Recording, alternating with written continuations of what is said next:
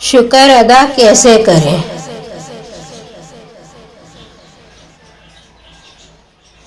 یہ ہے صبر اور شکر کی کہانی۔ بزرگ اور فقیر کی باتیں۔ ایک بزرگ نے ایک فقیر سے پوچھا، اور سناؤ کیسی گزر رہی ہے؟ فقیر نے نظریں اٹھائی اور بڑی نرمی سے بولے، ملتا ہے تو شکر ادا کرتے ہیں اور نہیں ملتا تو صبر کرتے ہیں۔